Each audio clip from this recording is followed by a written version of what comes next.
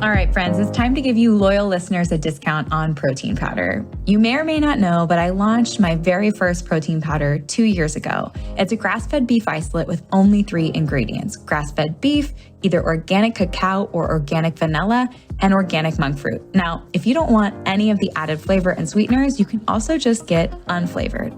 And no matter what flavor you choose, you're getting over 23 grams of protein per scoop, which is going to keep you full and satisfied between meals. I love starting my day with a Fab4 smoothie and breaking my fast with that much protein. It makes a serious difference in my cravings and blood sugar balance the rest of the day, and I've seen it with my clients as well. Now, I never thought I'd own a product company, but when I got pregnant with Sebastian, I realized the majority of protein powders were chemically extracted or enzymatically extracted, and I wanted to use heat and water only. I wanted minimal ingredients because we don't need those emulsifiers, fillers, or added vitamins, minerals, and probiotics. All of those additions increase the chances that it's not going to work for your body, whether it be bloating, digestion issues. I just wanted pure, clean protein to keep you full and satisfied so you could build the most delicious Fab4 smoothie. And I have to say, I'm pretty proud of the flavor. If you take a look at our reviews on Amazon, you'll see 5-star reviews for flavor.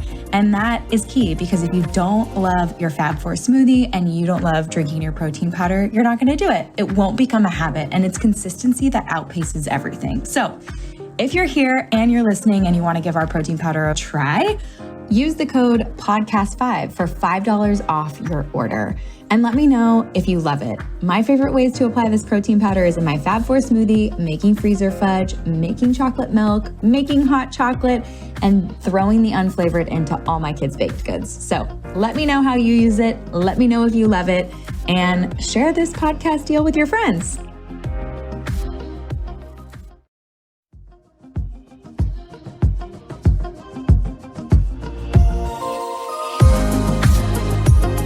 Hello, and welcome back. I just have a few announcements before we get started. First, I am hoping and praying, and my fingers are crossed, that my protein powder has been accepted by Amazon's warehouse by the time you listen to this podcast. And if not, it should be there by the end of the week. So check back. Second, what is also happening this week is the start of class 2. So this is the Zoom bonus hours that are being offered throughout the rest of the year for the Fab4 Fundamentals students. So not only are you getting those 15 videos plus 40 pages of downloadable PDFs, but you're getting 5 additional Zoom classroom hours with yours truly, where you can ask personal questions in the chat and I will answer them in real time. So it's a great way to get to know all the students in my class. And I'm so honored because so many of June's students are actually re-enrolling just for the extra Zoom calls in July. So excited to welcome all of my new students and see all of your smiling, happy faces. Last but not least, I want to give a shout out to today's sponsor, Birch Benders. I fell in love with their pancake mixes, and now they have toaster waffles. They were the first ever to come out with a keto-friendly toaster waffle, and they offer it in 2 flavors, keto and keto chocolate chip. Plus, they have 6 total varieties. So if those aren't for you, they have protein, buttermilk, homestyle, and paleo. And you can find these on the freezer aisle at Target, Kroger, and Whole Foods. For me personally, I have been using their pancake mix for years. We pick up the paleo pancake mix, and sometimes I doctor it up with a little chia, collagen, top it with almond butter. I feel good about it. I know that my family's blood sugar is balanced. They are low net carb, low sugar, and they offer high protein options. So really, you can't go wrong if you choose limited ingredients and a clean product like Birch Benders. So I want to thank them for supporting the show and also for supporting my family and my clients.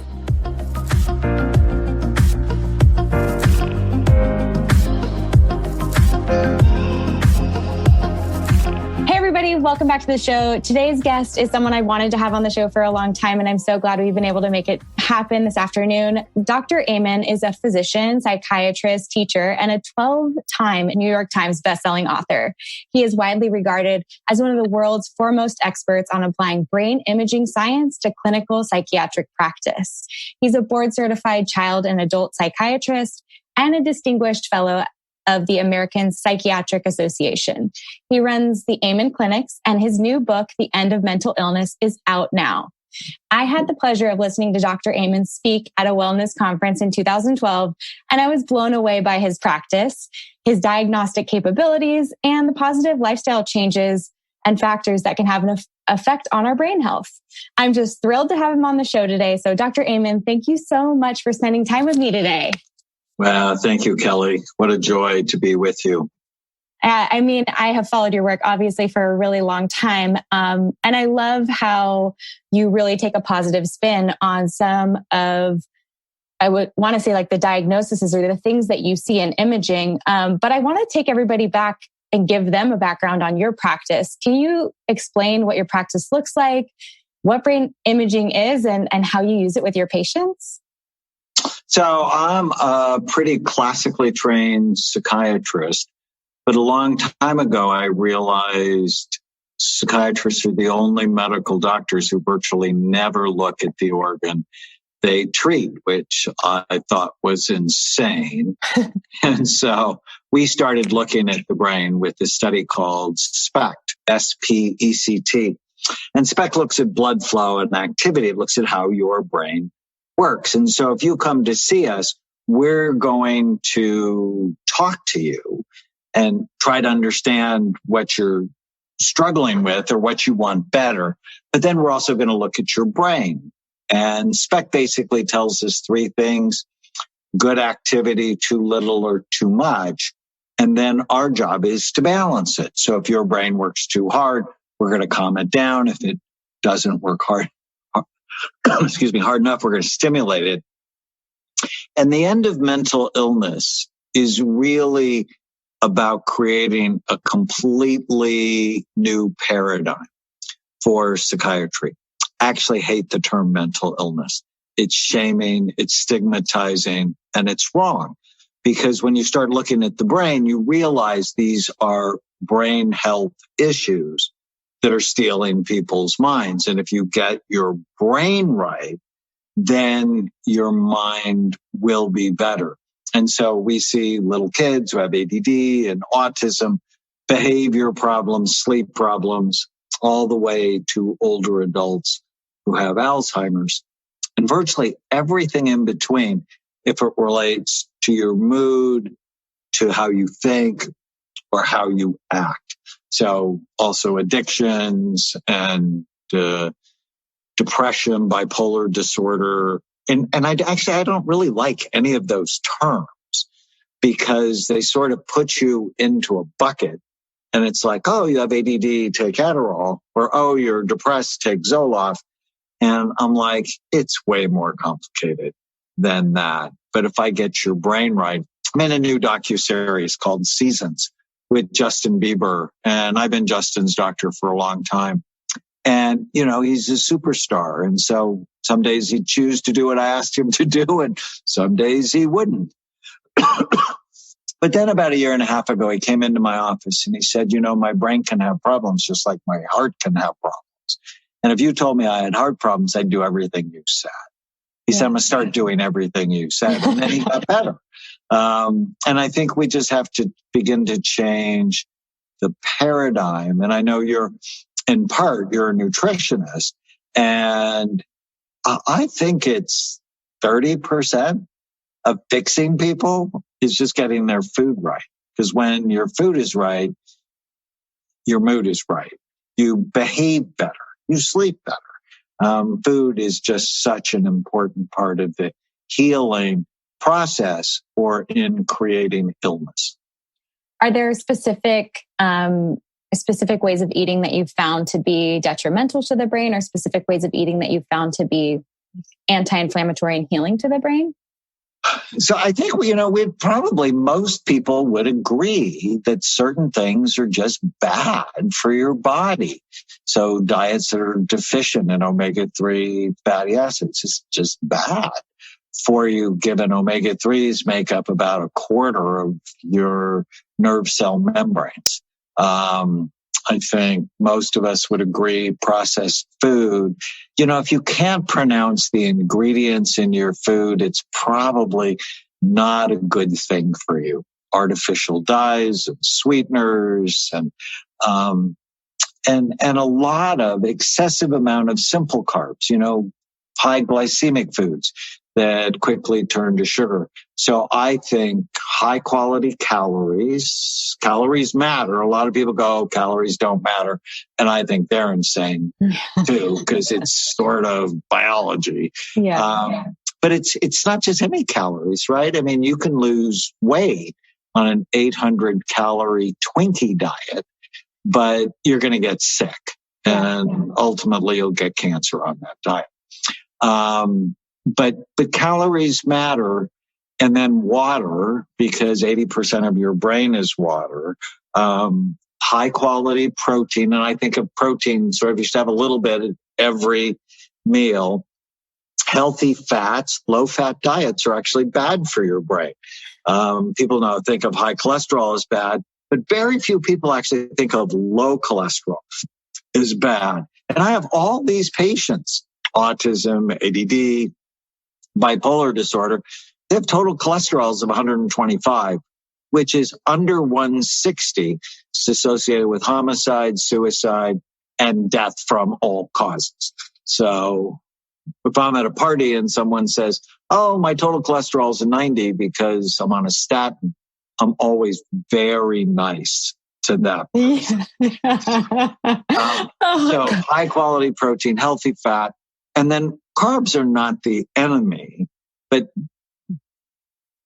when it comes to carbs, I think of high glycemic.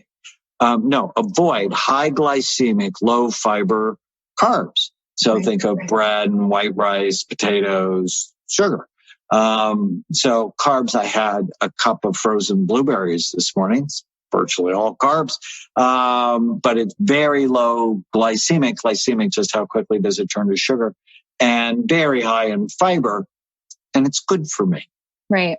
So if you're nutrient density of colorful nutrient density, you will do well. And ultimately, Kelly, I think you'll like this.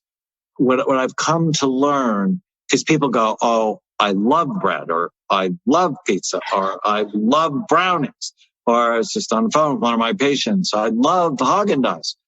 Yes, but does it love you back? Yeah.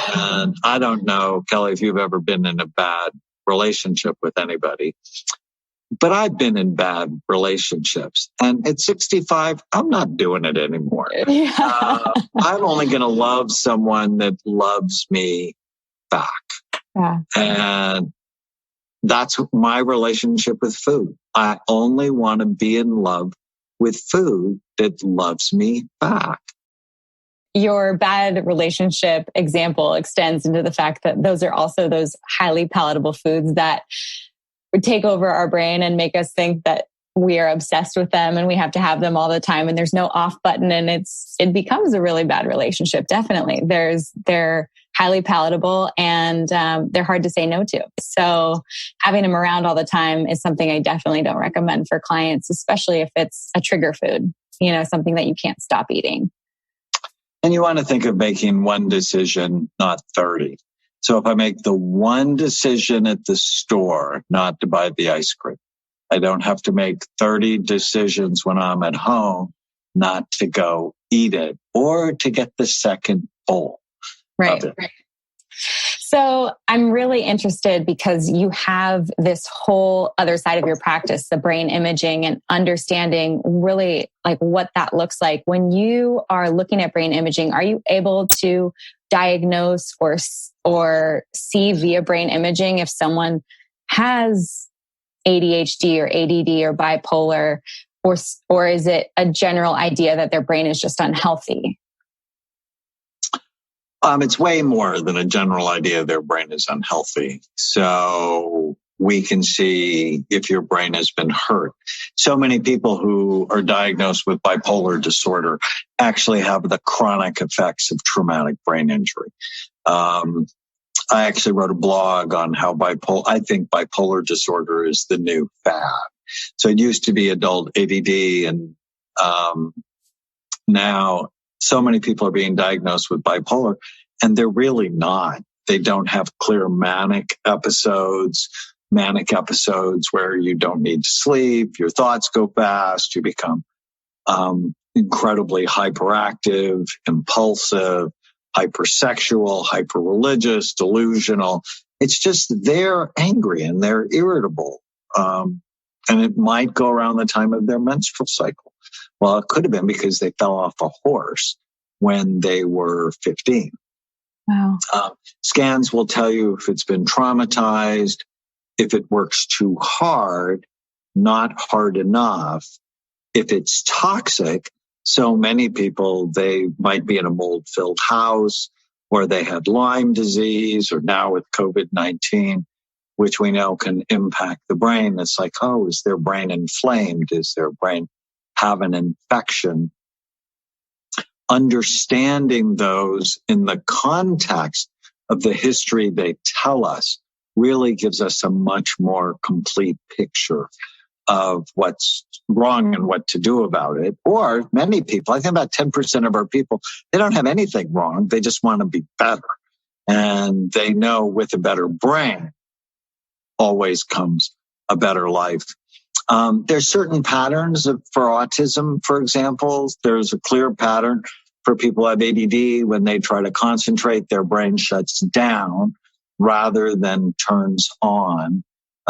We can see dementia probably 15 to 20 years before you have any symptoms, if you're likely to get it. And some people would go, oh, well, I wouldn't want to know, which I just think is dumb. It's like, no, of course you want to know.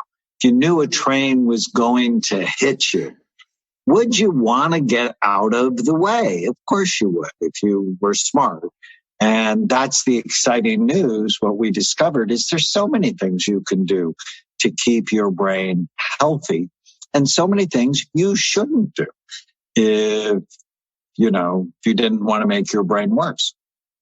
So what are some examples of ways to make or build a healthy brain?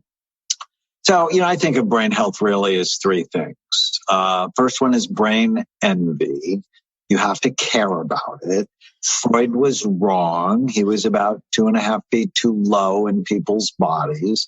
My whole career, I've not seen one case of penis envy. I wish I've seen a whole bunch of cases of brain envy where people want better brains, so you have to care about it. Avoid anything that hurts it, and you just have to know the list, like alcohol. I wrote one of my most popular blogs ever last week. It's called I Told You So. The American Cancer Society just came out with a position against alcohol. Which is, wow. I've been saying that for 30 years. Alcohol is not a health food. It damages your scans. It prematurely ages the brain. But they came out with a very strong position that said any alcohol is a risk factor for cancer. Marijuana, just not a fan. I know that's not popular. People think marijuana is innocuous. Vice President Biden was actually shamed at one of the presidential debates by Cory Booker. Biden said, I'm just not sure all the research is there. And Booker said, are you high? Just unbelievably stupid, because the research actually is very concerning. Teenagers who smoke pot have a 450% increased risk of developing psychosis. Teenagers who smoke pot have a higher incidence of anxiety, depression, and suicidal behavior in their 20s. I published a study on 1,000 pot smokers. Every area of their brain was lower in blood flow compared to healthy brains. So I'm generally not a fan. And, the next question is, well, what about CBD?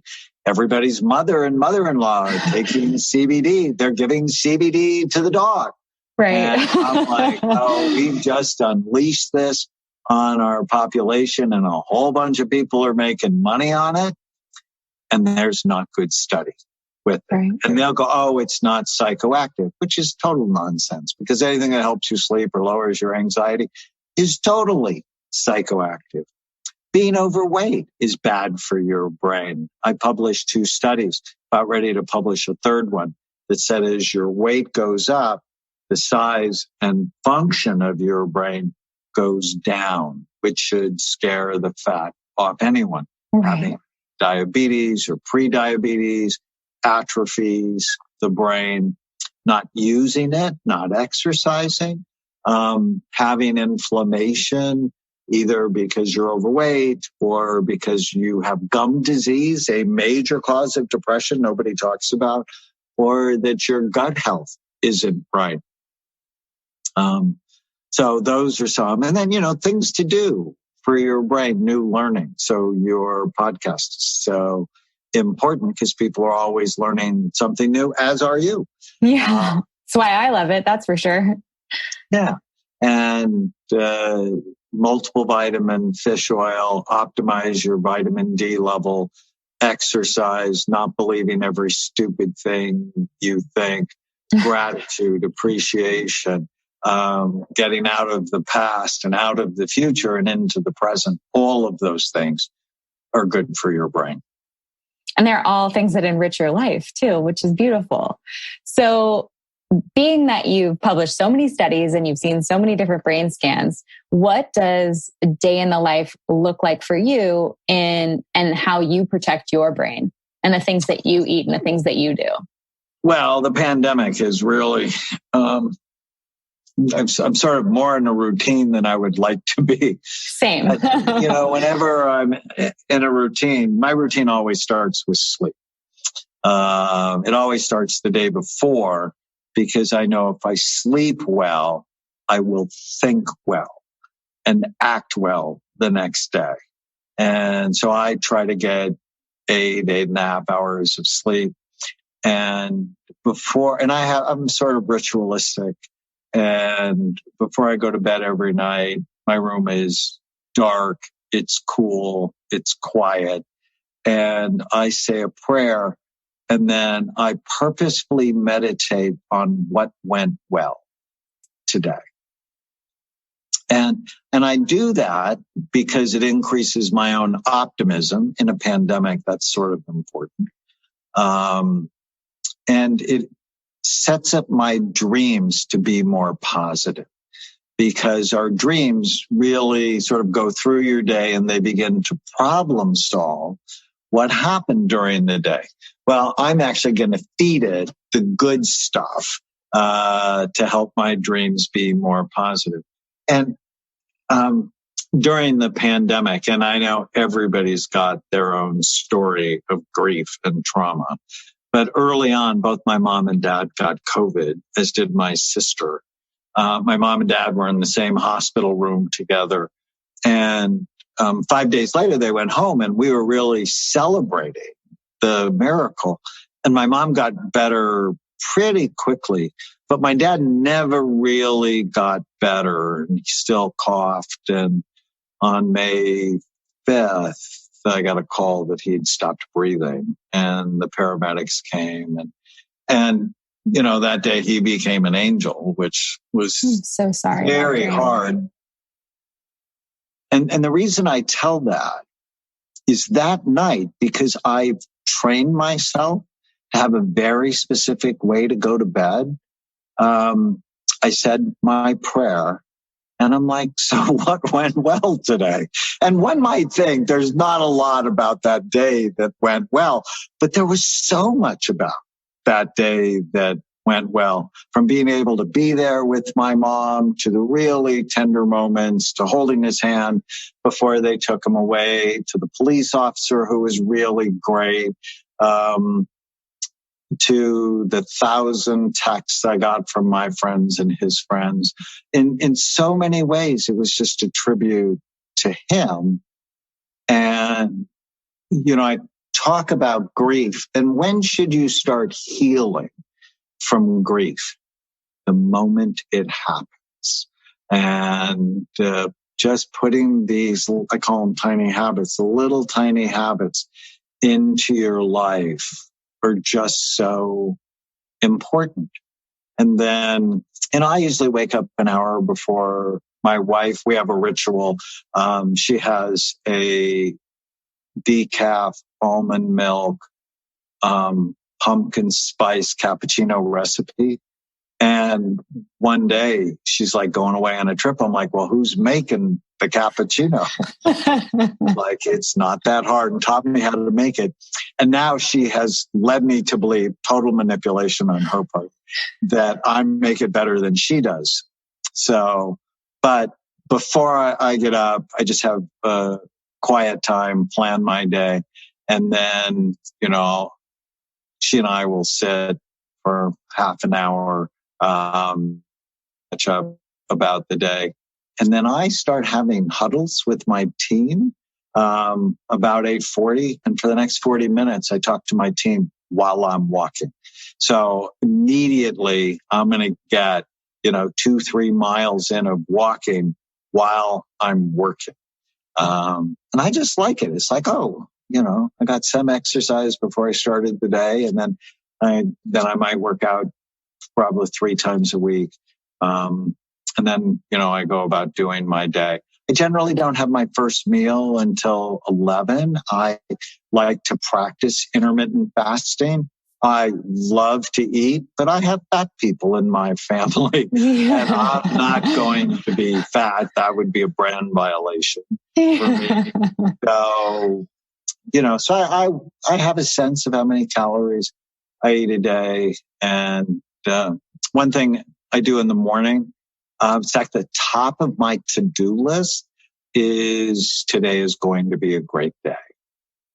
And, even hard days, where you bring your attention always determines how you feel. And so disciplining my mind to look for what's right, I don't ignore what's wrong, but I see what's wrong as a problem to solve rather than something that's going to overwhelm my life. But I start the day with, today is going to be a great day. And I finish it with what went well today. And my wife says I have Mickey and Minnie dancing in my head. But I also run a large organization, and, and I deal with problems, but I'm looking for what's right more than what's wrong. Well, I think it's a testament to how you've had to deal with and process the grief of losing your father. I think so many people listening to this podcast can benefit from that. We've all, like you said, had grief and trauma throughout our lives, whether it's COVID related or not. And I just wanted to say, I'm so sorry that you lost your dad. It sounds like he was a wonderful man and had a lot of love around him and a wonderful family. So hopefully he had a very full life. Oh, he absolutely did.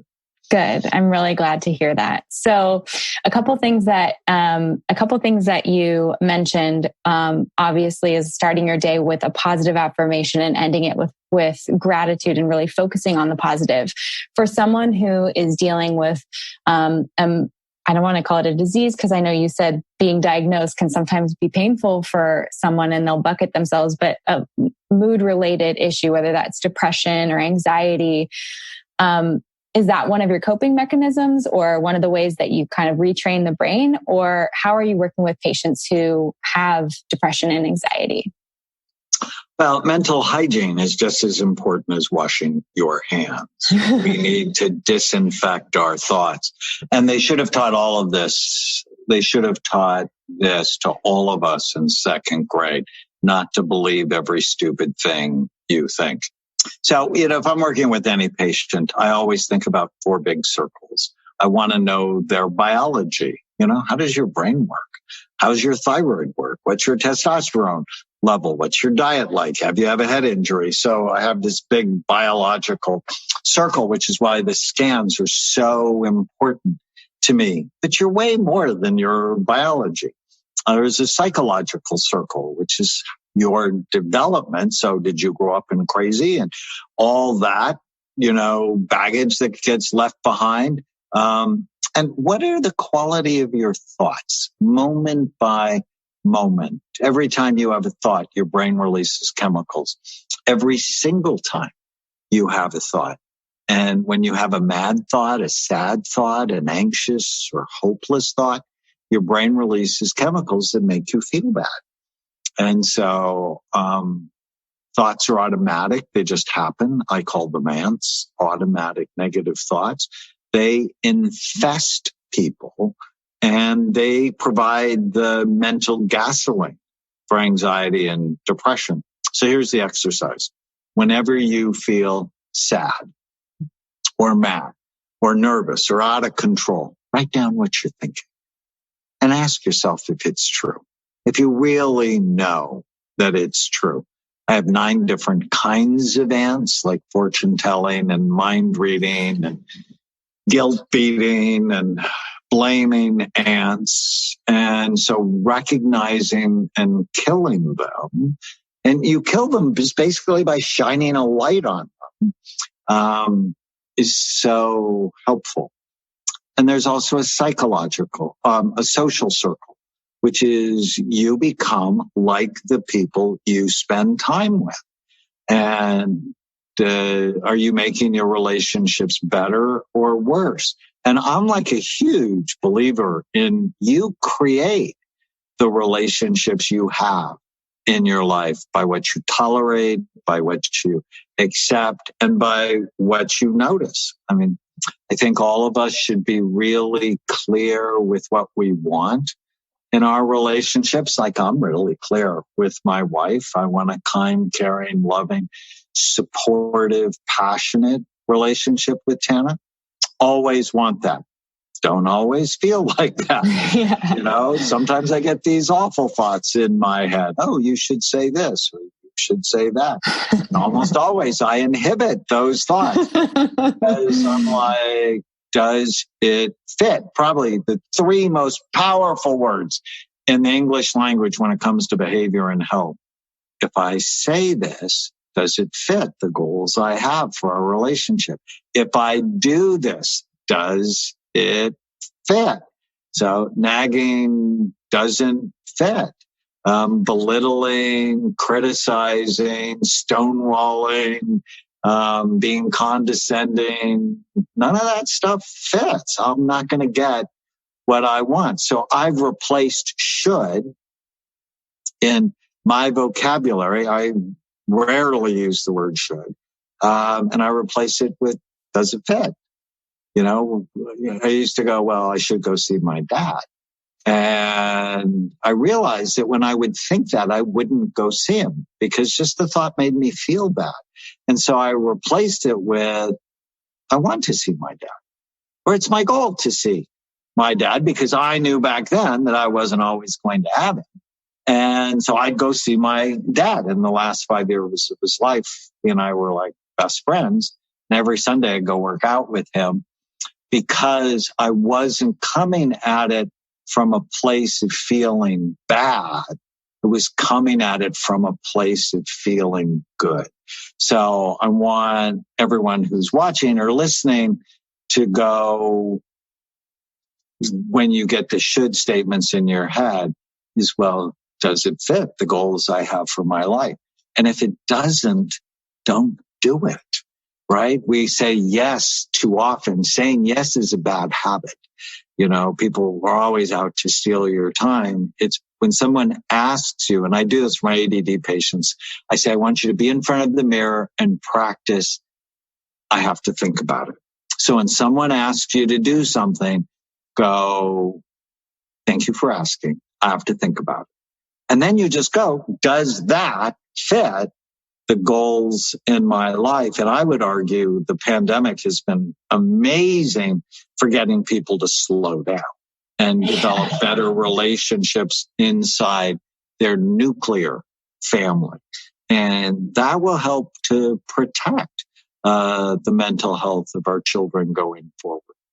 Oh, I 100% agree with you. It's funny that you're using these examples and they resonate with me so well because I think I'm a glass half full, like pretty positive, say yes all the time kind of person. And I can get easily distracted with friends, other entrepreneurs asking me to support them for things, whatever it may be. And I'm like, yeah, sure. Okay. But this pandemic, the silver lining for me is how much I've been able to propel my own personal business forward, how much time I've had with my husband and my son, like just really quality work, like putting out the good stuff, having interviews with people like yourself and getting people these amazing resources. So learning to say no and getting rid of the shame of should is what a liberating thing to do for people. Yeah, it's not a good, it's a bad ant that hurts people. And, I mean, it was planted in us because other people used it to manipulate us. Whether it's your parents getting you to do what they wanted you to do so you could serve their purpose in life, or a boss, or religious ideas. And of course, there are things you should and should not do. You should feed your child. Should talk to your husband if you want to stay married. Yeah. But at the same time, if guilt motivates you, you're going to chronically feel less than other people. Definitely. So what's your fourth circle? So the fourth circle, which most psychiatrists would never touch, is the spiritual circle. It's, why do you care? Why do you want to get healthy? What is the reason you're on the planet? What is your deepest sense of meaning and purpose? And generally, they're all draw across. It's like, what's your relationship like with God, with the planet, with your past, and with your future? And one of my favorite books of all time is written by Viktor Frankl, called Man's Search for Meaning. And he basically said the people who survived the Holocaust had a reason to do it, whether it's their work or a love, or just knowing how well they could manage suffering. But there was a why, and knowing the why of you're on the planet so helps you do the what. So true. I love that. I think it's a very, very big part of how we feel and how we approach each day. Absolutely. So let's get back to some of the things that may influence someone's brain. You mentioned gum disease being an issue and low cholesterol being an issue. Can you talk about hormones and how they may play an issue in someone's brain health? So think of hormones like Miracle-Gro for your brain. And when thyroid's not right, for example, when it's low, you feel tired and foggy, can't concentrate, you're depressed, have constipation. But when thyroid's high, you feel sped up, anxious, irritable, can't sleep, and have diarrhea. And that's just one of the hormones. And testosterone, if it's low, you're tired and you're weak and you're depressed and you have no motivation. But if it's high, you could be aggressive, have little empathy, and become hypersexual. This is why measuring is really important, that guys or girls should not just be taking testosterone, because you could end up having an affair and not caring how it impacts your spouse and devastate your family. So hormones are super important. For women, progesterone, and many women don't know this, it's the brain's natural Valium. It sort of helps calm you down and feel happy and peaceful. And it drops 10 years before women go into menopause. So in their late 30s or early 40s, all of a sudden they're angry, they're irritable, they can't sleep, and they start drinking more or taking Xanax or on Ambien to sleep or an antidepressant. And if they just would have taken 100 milligrams of progesterone at night, it would have helped soothe things so much. My wife says without her progesterone, we'd probably see her on the evening news. That's so funny. I think I'm pregnant, so my progesterone's higher, and it definitely that's sort of the pregnancy calm that I feel every time I have been pregnant. I'm just very relaxed. I go to sleep very easily. It's interesting. It is a weird feeling, but I think it's great. It is. You just have to be careful when you have the baby and progesterone levels plummet that you don't get depressed. or anxious. And so sometimes replacing that can be helpful. Sounds like you've seen women who have had postpartum depression as well. Yeah, and it can be pretty scary. So making sure your hormones are balanced are important. And thyroid often goes wacky after delivering a baby as well. So autoimmune disorders, and in the end of mental illness, there's actually a whole chapter on immunity and infections, another chapter just exclusively on hormones and how they are important to the health of your brain, which then means they're, of course, important to the health of your mind. I love it. And so you're basically, to me, uncovering that it's not our fault. I think so many times people feel like if they have depression or they're being diagnosed with something like postpartum depression, that it's something that they need to work through or try harder or just change. And that can feel like you will never be able to get that done. Snap out of it. Yeah. That's what people think. Snap out of it. But they never say that about cancer. No. It's like, oh, I have cancer. Snap out of it. Yeah. Or you have diabetes. It's like, stop it. Or heart disease. And, both diabetes, cancer, and heart disease all have lifestyle impacts, right? I mean, we already talked about that with alcohol and cancer. But people don't get blamed. They don't get shamed. They don't feel bad. I mean, yes, of course they feel bad. They have a medical illness, but they don't blame themselves. Right. Where with diseases, quote, of the mind, their mental illnesses, people don't want that. Right. But it would be okay to have, oh, my brain's not healthy. Oh, like my liver's not healthy. So what do I have to do to get my brain healthy? And one of my favorite things, there's a whole chapter in the book on mind medicines versus nutraceuticals. So I'm a huge fan of nutraceuticals. And a lot of doctors go, oh, there's no science behind supplements. And I just go, dude, do you read? Yeah. 186 scientific references in that chapter. What has A-level scientific evidence, meaning more than 2 randomized controlled trials showing that they're effective. So, for example, my favorite supplement, I have a lot of favorite supplements, but it's saffron. And we actually make something called Happy Saffron. It's got saffron, curcumins, and zinc. And why?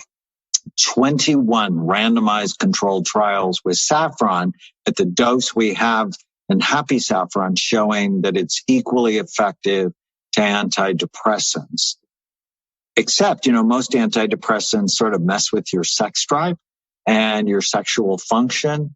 Saffron is pro-sexual and it increases fertility and desire and function. And so we released Happy Saffron, I guess 2 months ago, ran out of it almost immediately because we didn't know how popular it would be. And I got 4 testimonials that said Viagra for women. And so we're actually in the middle of doing a case series study on Happy Saffron. Curcumins decrease inflammation and have been shown to help mood. And zinc has been shown to help mood because it's in the pathway to make serotonin. And so we're pretty excited about that. But, I always think of natural ways to heal the brain. When I was in medical school, they taught us first do no harm, use the least toxic, most effective treatments. And so my colleagues, they go, oh, you have 5 of these 8 symptoms. You're depressed. Take this. In my mind, I think that's ridiculous because depression is like chest pain. Nobody gets the diagnosis of chest pain. Why? It's a symptom that has 100 different causes. Depression is a symptom that has 100 different causes, from traumatic brain injury to low thyroid to low testosterone to mold exposure. So it's like, find out what's causing it, go after the cause, and then let's use natural things to heal the brain when possible. You're like the OG functional psychiatrist. He's going to the root cause and figuring it out. What a concept, right? It's like, oh, I have rheumatoid arthritis. It's like, oh, well, why? Yeah. Why? Yeah. So we can do the what? You can't go, oh, you have this symptom. Let's just start drugging you to not have this symptom. I mean, it seems sort of stupid. Right. And I'm sure in your practice, because we sort of touched on addiction, people self-soothe and they self-medicate with things that are available to them, whether that's alcohol, marijuana, getting certain types of prescriptions from other doctors. Can you talk a little bit about how dopamine works in the brain and dopamine deficiency and addiction? So one of the things I learned is all addicts are not the same. So we have impulsive addicts, so they would have a dopamine deficiency. Compulsive addicts who actually have a serotonin deficiency.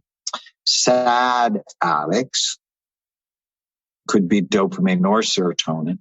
Anxious addicts, more GABA deficiency. And then all sorts of combinations of those. And so I always say you have to know the type of addiction you have. Dopamine's really important. It's the neurotransmitter of pleasure, of motivation, of focus.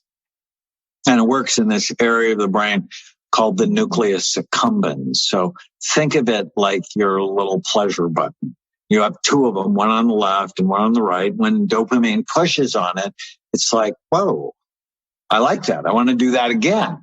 Yeah. And so cocaine will do it. Pornography will do it. Alcohol, marijuana, having an affair will do it. And those are things that dump dopamine. And you never want to dump dopamine because when you dump dopamine, you wear those little pleasure buttons out. Brownies will do it. Haagen-Dazs will do it. And the more you push on them too much or too hard, you wear them out. And then it takes more and more in order to feel anything at all. And in the docuseries Seasons with Justin Bieber, he's this funny, ADD, creative, brilliant child who's discovered by Scooter Braun. And all of a sudden he has fame. And he has girls, or he's even interested in girls throwing themselves at him and all the drugs he wants. So he has fame, adoration, loads of money, but frontal lobes that don't work well because he's 15. And all of a sudden, his pleasure centers are completely worn out.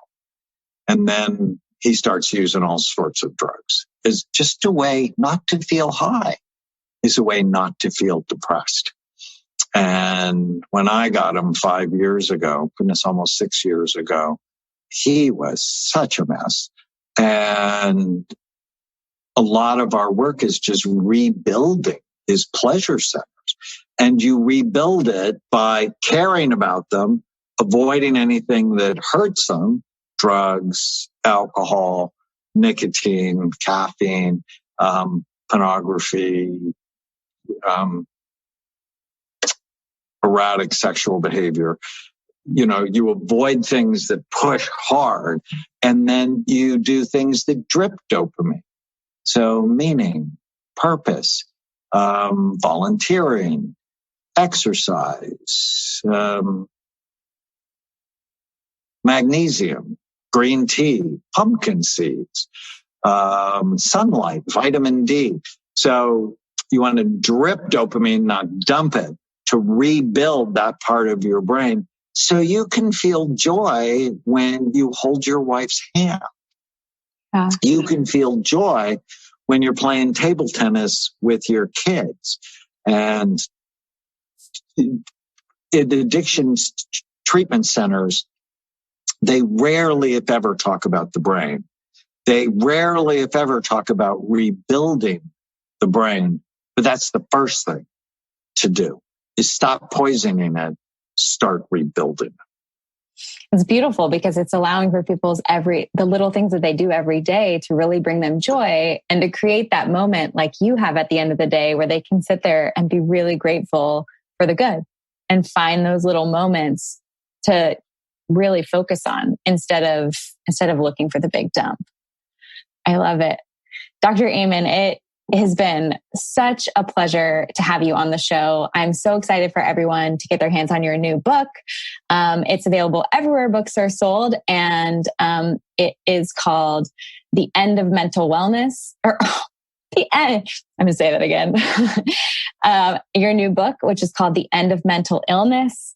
Thank you so much for being on the show. It's been such a pleasure. I really love your positive outlook, and I love that you are taking such a holistic approach with your patients, and you've given us a taste of what other people should be looking for if they've been diagnosed with a mental illness. So I really appreciate your time.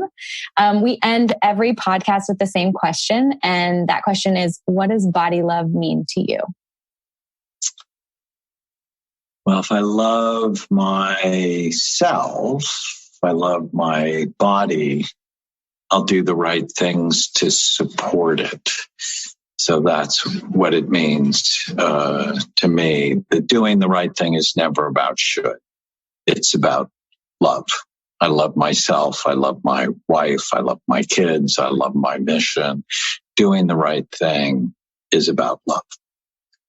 That's so beautiful. Where can people continue to follow along with all of your positivity and find your books and find you social? So they can go to amenclinics.com. So Amen, like the last word in a prayer. Imagine growing up with that last name. amenclinics.com and learn about our clinics, BrainMD, to learn about our supplements. And my wife, Tana, and I have a podcast called The Brain Warriors Way. They can go to brainwarriorswaypodcast.com and listen there. You guys are so cute on Insta stories together too. I love following along. It's really fun to see your like personal side, the personal side of your life. It's really sweet that you share that. So I definitely think you guys should all go follow along with Dr. Amen and, just create that healthy brain that you all want. Thank you so much for listening, and we'll see you guys next time. Thanks, Dr. Amen. Thanks, Kelly. Thank you for listening to Be Well by Kelly. Please subscribe to the show on Apple Podcasts, Spotify, or wherever you listen to podcasts. Learn more at bewellbykelly.com and follow me on Instagram at bewellbykelly. I would love if you picked up my books, Body Love and Body Love Every Day. They're sold on Amazon and at all major booksellers.